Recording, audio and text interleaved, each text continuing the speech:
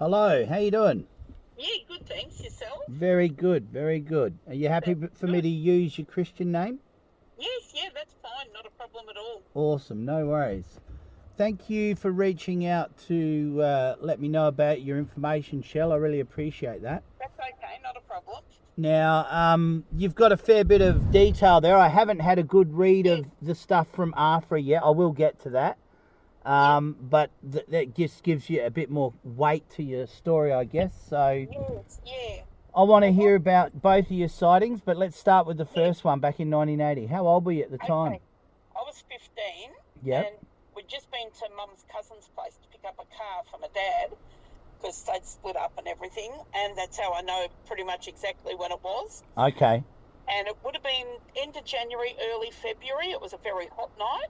Yep. I reckon at that time of night it was about 11:30, I reckon, at night. Yep. And I reckon it was still about 25 degrees. It was still quite balmy, you know what I mean? Yep.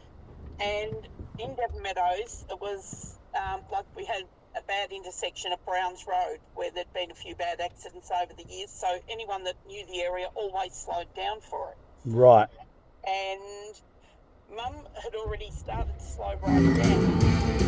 And I looked across at our friend's farm across on the right-hand diagonal side. And I said, "What the fuck's that?" And she goes, "Oh my God." And she braked and almost stopped.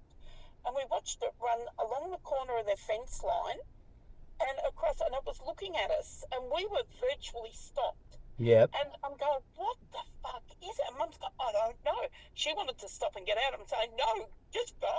But we couldn't. It was in front of it and it was loping, right? Right. And I'm going, "What? It's not a dog. It's sort of like a kangaroo, sort of."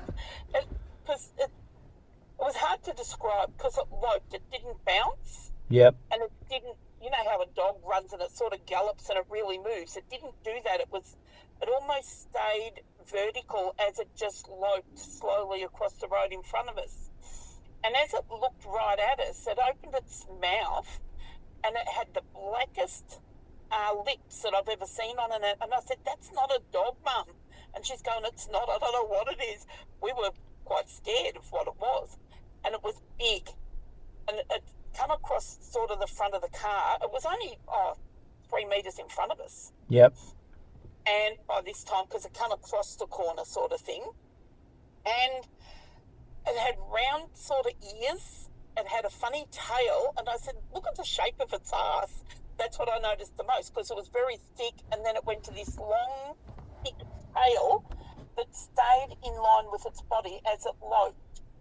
The tail never wagged or really moved. It was like it was just a long thing that just very slowly loped, like a train going on a track. Right? Okay. Yep. And my dad was following and he saw us brake and everything and he just thought there must have been a car or something. He never saw it. Okay. And yeah, and we stopped and we looked and it was across at our other friend's fence line and we were still sort of just crawling and we were still looking at it sort of thing and it was just standing there looking at us. We did not see any stripes on it, but that Ian Chappell said it's quite possible, being summertime, it may have molted and you may not have noticed them as much. Yep. Peter Chappell.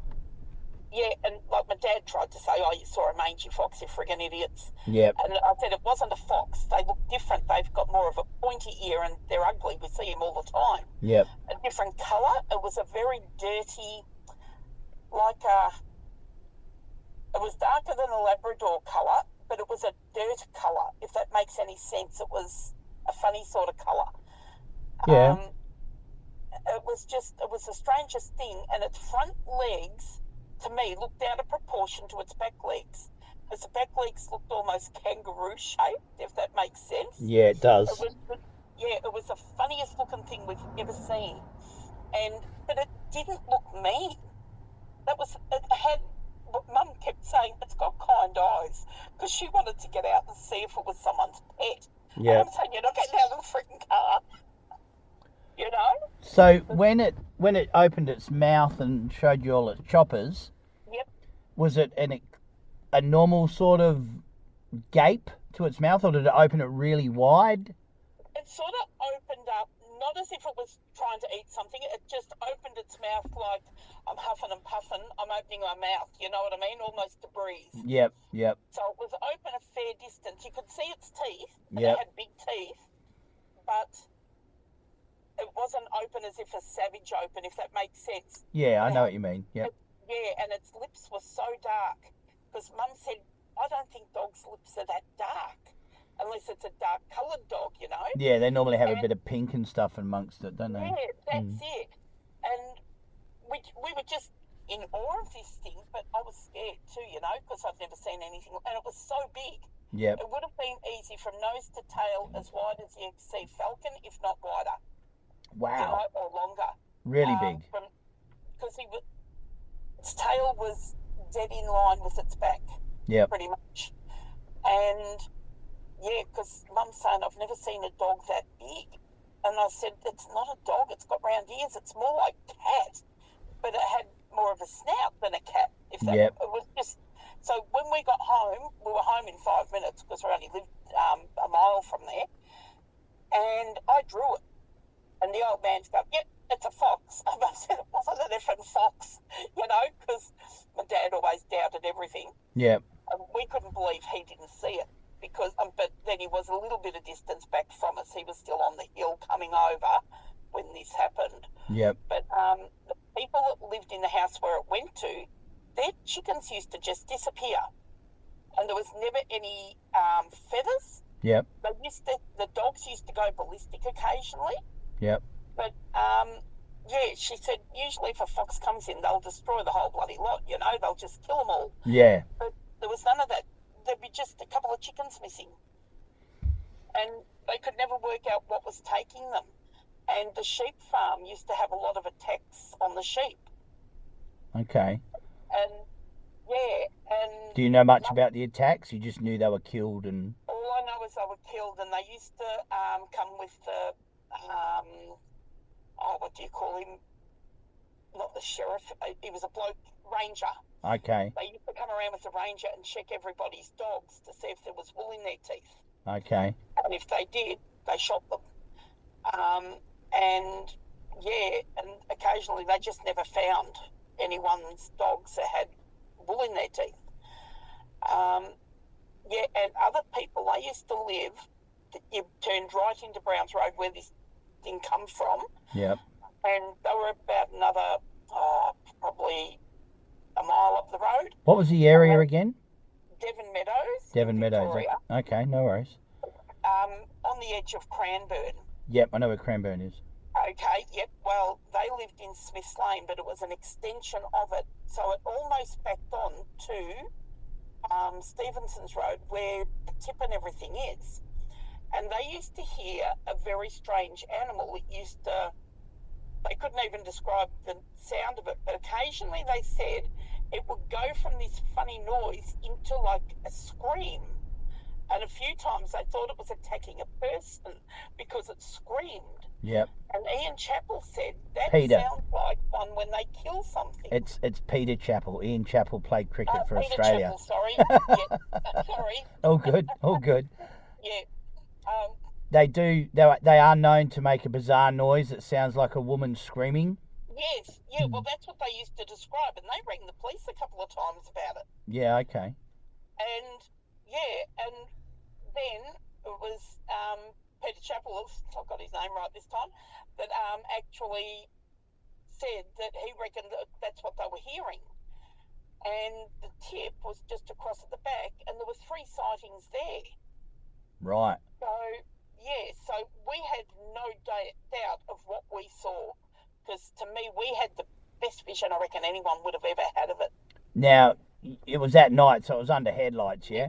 Yes, Mum had spotlights on the car. Yep. And the high beams on. And Yep. it lit up like a Christmas tree, and there were street lights as well. Yep. So it was very well lit up. And, yeah. So it's right near the edge of the town then, is it, if it's streetlights there? Yeah, Craig Road was your main road. Yep. So that was a sealed road. Back then, Browns Road was a dirt road. Okay. Yeah, but it had the street lights there because there'd been such bad accidents there at times. Yeah, right, okay. Yeah, On that intersection, yep. yeah, they put the street lights in, I reckon, about 1972 on all of the roads because it used to be so dark there. Okay. Is that area still pretty much the same, or has it been developed and houses everywhere now? There's no houses where there's still farms. Oh, hang on, no, I tell a lie. There's a footy ground on the corner on the right there now. Right. But the farms are still sort of around at the same houses. Yep. It's changed a little bit, quite a bit, I suppose. Not enough to scare them off. Look, I reckon you would still find them around there. Yep. Because down around the tip, there's still a lot of bushland, and by what we've found out is they only come out when they're hungry. Yeah, okay. So he reckoned they would take food back to a den and live off that for a few days. I don't know if that's right or not. Yeah, it's all speculation pretty much, but there's a few anecdotal notes from Tasmania from some of the old bushies. Yep. And they reckon they'd go and have a kill and have a big feed and they'd go and sleep it off for a few days. Yes, yep. Yeah, so, who knows? Yeah, he said when you see a sighting, he said that's when they've left their nest to come out and get something because they're hungry. Yeah. Tell me about Peter, when you met Peter. What happened that day? How did you get in touch?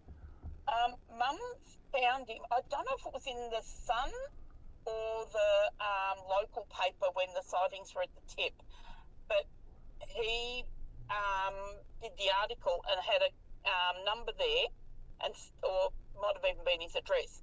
Said if ever you've sighted one, send us a letter. Yep. So she did, and then he came to the house, and he spoke to Mum first, and then asked me to come down and talk with him, just so that we could give our own versions of it. The only difference in our thing was Mum reckoned she came to a dead stop. I said she was still just rolling because I wouldn't let her stop. Yeah, okay. Yep, that was the only real difference. Yeah, but apart from that, how we described it, the picture I drew, when he saw it, he goes, that is exactly a Tasmanian tiger. He said, I've got no doubt of what you've seen. And I'd never heard of one before. Yeah, okay. You know? Yeah, and we were telling friends of ours one night because Mum was very cautious of who she told because people doubt you, think you're an idiot. Yep. And they used to go hunting all the time, and he goes, idiots got onto the subject of seeing some strange things when you go out hunting, and she goes, have you ever seen strange animals? He goes, all the time. And she goes, we saw something a couple of months back, and she told him about it, and he goes, I reckon you've seen a Tassie tiger. And Mum said, what? And she'd never heard of one, which was unusual for Mum because she was quite a knowledgeable person. Yep. And he said and Mum said, well, Shell's got a picture of it at home, we'll bring it down. So next time we went, we took it. He goes, that's exactly what it is. And they used to see them at Lang Lang. Yeah, Lang Lang had a lot of sightings. Yes. It's now becoming houses, unfortunately, thanks to the government's idiocy. But exactly, they'll just have to move around the houses. They'll still come through, but they'll just go further out, that's all. That's right. Yeah.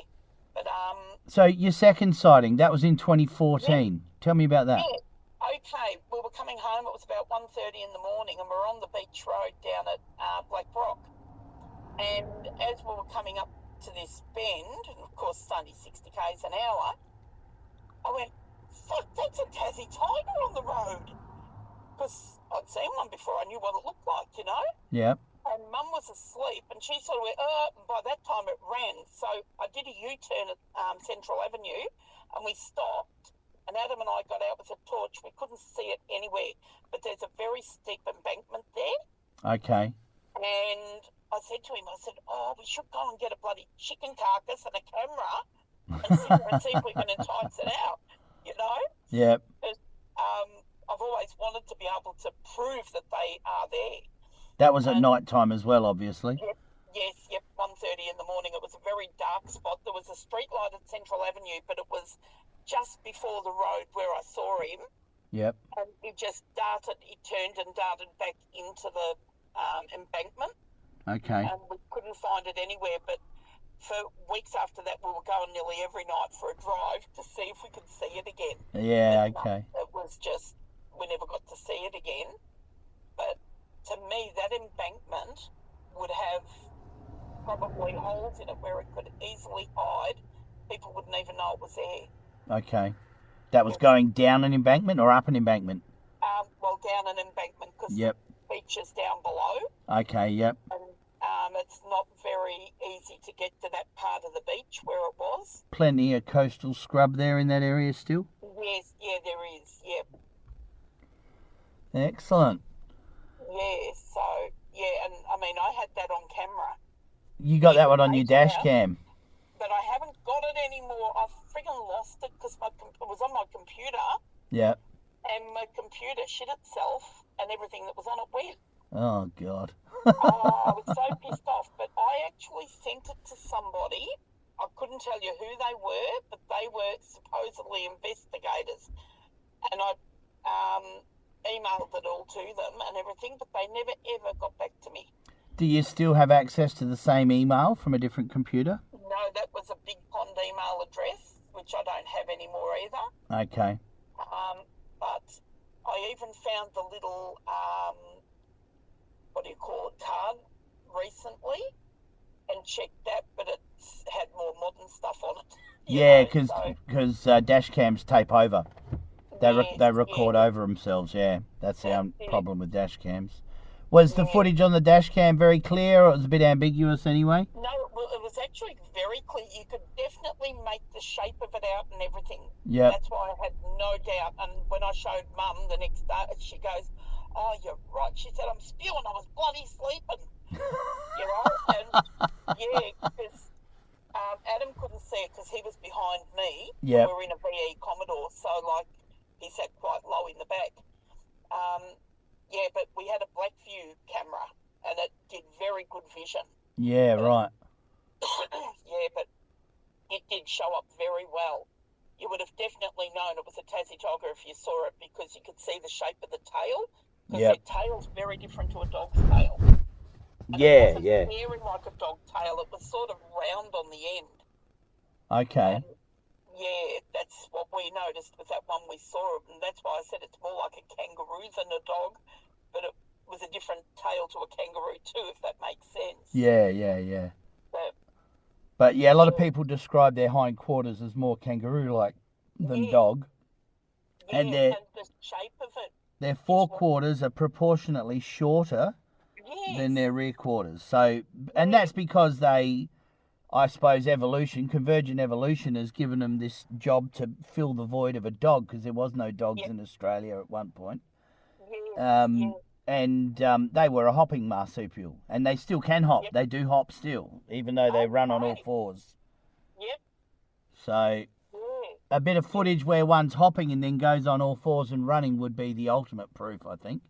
Yes, because no other animals can do that. Yeah, because we were amazed at how this one actually, we said it loped because it never bounced. You know how usually when something runs and it goes boing, boing as it goes? Yep. It didn't. It stayed, and the tail and everything, it just stayed in this long thing, and it just very smoothly just loped across. It wasn't fast. It was quite slow, but it just loped. And it just turned and looked at us, and it had the most beautiful dark eyes. And Mum said, "Oh, it's got such kind eyes." That was how it looked. It didn't look a savage animal. Because it was up real close, I'm thinking that's why you didn't report any eye shine to me. Yeah, there was no eye shine at all in it. Right. Yep, it was because the whole area was lit up. Lights were very good. It was lit up like daylight. Yeah, okay. You know? So it was very well lit when you saw it. I do remember it was a moonlit night too because we commented on what a clear night it was and that the sky was light too as we were driving home. Yep. So, with Mum, is Mum still around or has Mum passed? No, she passed 3 months ago, unfortunately. Oh, okay. Yeah, and it was only when I was going through all this stuff that she still had the letters from Peter. Awesome. Yeah, that's so good. I sent that to you. I mean, you can have the originals if you like. Oh, look, that's fine. I mean, if they're precious to you guys, I reckon you should probably hang on to them. I've got heaps of Peter's stuff. It doesn't bother me too much because I think I'm the only one that was interested in it. My sister, she didn't care because she didn't see it. Yep. And well, if you want to send them to me, I'll gladly take them and add them to my collection. That would be a privilege. No, I'll do that because, I mean, to me it means more to people like yourself even because I know what I saw. Yep. It's clear in my head today as the day I saw it. Yep. Mum and I were very good with memories of things and everything anyway. Yep. So, yeah. Well, look, if you want to send them to me, that would be awesome. What I was going to say to you is when I put this interview out, I'll use our audio from our conversation, but I might read through them as well, just to give it a bit more depth and context. Yeah, that's totally fine. Because Peter, I never met Peter myself. I ended up becoming a member of AFRA in about 2016. Okay, yep. But once Peter passed away, AFRA slowly but surely kind of faded away, unfortunately. Oh, that's and sad, isn't it? Their membership is very elderly now. That most of the original members were still there when I joined, but they were in their 60s, 70s, 80s. You know, they're old people. They haven't got the time or the inclination to be out running around the bush late at night with torches carrying on like we do, sort of thing. So, exactly. Unfortunately, they no longer are registered as an organisation. They still sort of exist online just to receive information, but they're no longer active, unfortunately. So.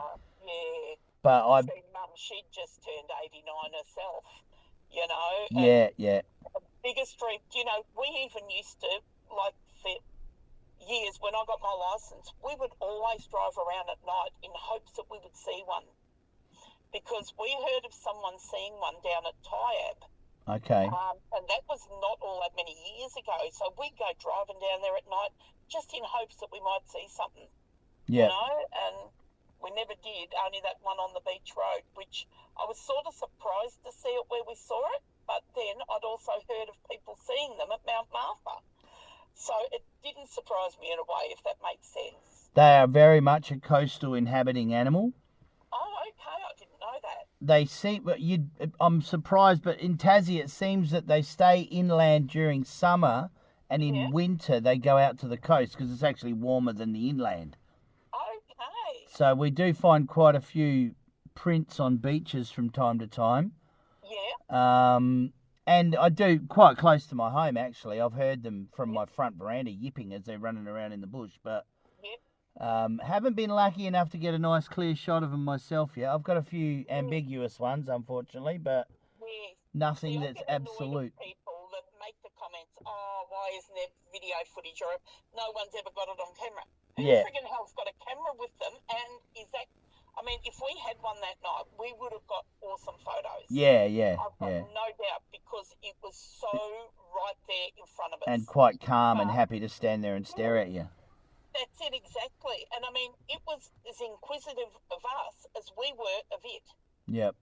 Because it stopped at the corner of Bennett's house, and it just looked back at us, and we're looking at it as if, well, what the fuck are you looking at? What are you? You know? They're very solitary animals too. That's the other problem with. That's the secret to their survival, really. Yes. They're very solitary. They're not in groups very often at all.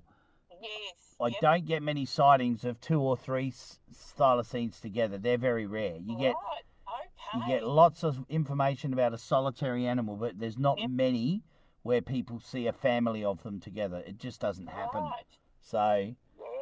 That's funny, isn't it? Yeah, but it's their way of surviving the onslaught of colonisation, I suppose. You know, mankind has never been kind to them, so. Yeah, well, that's the thing too, isn't it? Yeah. They were revered by some of the Aboriginal groups, but some of the Aboriginal groups used to hunt them as well in Tassie. Yeah. And, you know, everybody had different rules and laws, I suppose. And there's stories of them up in the Northern Territory where they were companion animals. They kept them as pets. Do you know, it's actually funny you say that, because Mum and I always discussed that we reckoned if you got a young one, it would make a good pet because it had that kind look to it. You know how some things things look a bit mean and you think, fuck, I wouldn't want you as a pet. Yep. This actually looked kind, even though it did have big teeth. Yep. And its teeth did look very white. But that might have been because of its dark lips too. Sure. Yeah, but it really did look a kind animal. It had those eyes that, a bit like my dog that's a Kelpie. She's got beautiful eyes, you know? Yep. And to me, it had eyes like that where it'd be friendly if you made it friendly. Sure. That's an interesting observation. A lot of people talk about just being mesmerised by it when they look at it in the eyes. It sort of captivates them and they lose all sense of what's going on. But for you to come back and say that was the impression it gave you is interesting. I've had nobody really... I've had similar sort of comments, but that's the first time someone said to me, I looked at its eyes and it looked kind. Yeah. So... Yeah. It might be too because we were so close to it. Because, I mean, it would have been easy just 3 metres. In front of your car, yeah. In fact, I don't even know that it was that far from the front of the car because it was right in front of us. And big. Yeah, that's how you got a good idea of its size. Yeah, and Mum didn't want to hit it. Yeah. You know, because she said, God, it'd write the car off, you know, because it was quite big. It wasn't so much tall. It would have been probably, just got to work it out, probably 2 foot high, maybe a little bit higher. Yep, but very long. Yeah, but its head was woofy, but it wasn't like oversized. Yep, for the body. It was just a funny shaped head, but I still said it looked more cat-like than dog-like. I think because of where the eyes were and the ears being rounded. Yep. Made me think more cat-like than dog, but it had the snout. Yeah. Yeah. Which is something cats don't have, is a muzzle. Yes, that's right, yeah. Yeah, but it was a good-looking animal. We both said that, but we could not work out what it was. And it was in good shape. It looked healthy. It did. We both said, because when the old man said a mangy fox, Mum said no, it was in very good condition. Yeah. It looked like it didn't look skinny or scrawny. Mangy fox look ill because they've got mange. They're not well. They always look sick. That's right, exactly. Yeah, but this looked like it ate well because it definitely had condition on it. Yep. And I mean, its coat didn't look shiny or anything. It looked in good nick for an animal. Yep. Yeah. Or a wild beastie roaming the bush. Yes, yeah.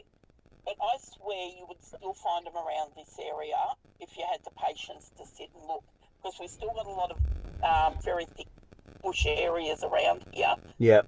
And even down at Tyab where someone saw one, I reckon that's probably only in the last 10 years. Yep. That I saw where someone saw one down there. And we drove all around down there in hopes. We even used to just sit on the side of the road for ages. Just in hopes that one had come across. But I've got a spot down near Wonthaggi where I go sometimes, and I find prints down there every time I go there. I'll tell you a little story. When I was working at my job, I was telling a lady there one day how we saw a Tasmanian tiger, and I said, people don't believe us, and she said, well, I'll tell you something, I believe you. And I said, really? And she said, I'll show you something tomorrow. She brought this photograph in of a freaking dead Tasmanian tiger on the side of the road in Walkerville. Really? Yes. Now, she's died since. I don't know. I wouldn't even know where the kids would be. I don't even remember their bloody names. And she would never, ever let me have it, and she wouldn't let me tell Peter Chappell about it because she said they copped so much shit from people over it that she said you just get to a point you don't want to talk about it. Yep. And, yeah, but she actually showed it to me. It was decomposed, but it was a Tasmanian tiger, and it had stripes. We did not see stripes on ours. Yeah, I've seen several of them, and I haven't seen stripes. Yeah, but this one definitely had stripes, and it was sort of only towards its hindquarters. Yep. But it was definitely, it had like flies and that around it. They took a photo through the day. Yep. That was at Walkerville, which is not far from Wonthaggi. Yeah, okay. Yeah, and that must have been around, I'd say, probably the late 70s. It was before we saw it. Okay. She said she'd had this photo for years. What year So- did she show you the photo? That would have been 1987 because it was the year I started my job. Okay, yep. Yeah. And all Yeah. of her kids would probably be all grown up and possibly dead themselves by now. Yeah, look, they probably would be because, I mean, she's been dead for years Yep. and they were a bit of a dysfunctional family anyway. A lot of the kids didn't talk to each other too. Yep.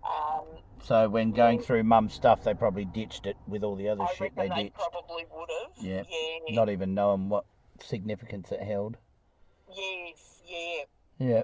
I'd get lots of stories like that, which always seem to end up in a dead end. And Yeah, it's very someone's got one in a frustrating jar pickled, someone's got a pelt, someone's got a skull, you know, but yeah. it's just very, very frustrating research. To me, I could never understand why she wouldn't let me tell, because when I told her about Peter Chapel, she said, no, you're not. And if I had had a mobile phone back then, I would have photographed it. Sure. Yeah, you know, but no She was mobile very phones protective back of then. it. Yeah, and look, we all had crappy little cameras back in those days. That's it. And you had to wait a week to get photos back from Kmart. Yeah, exactly. Yeah. But you know, for a long time after that, we used to keep a camera in the car. Yeah, you were ready for it. Yeah, we did. And that was one of the reasons I got the dash cam too. Yeah, Was because I wanted to get one on the camera. and Then you the bloke got it. Stuffed up on me, but I am getting a new one in a couple of weeks on this car I've got. Because we do a lot of night driving, even up around Dalesford and Ballarat and everything. Okay. And we're always on remote roads at night. Yep. And I said to Adam, I said, I've got to get another good dash cam. I like the black view because it was a very clear vision in it. Yep. And it had the back one as well. Okay. So, yes, I will be getting another one, and hopefully I might be lucky again. You never know your luck. Yes, yeah. Everything happens when it's meant to. I'm a firm believer of that. Yeah, 100%.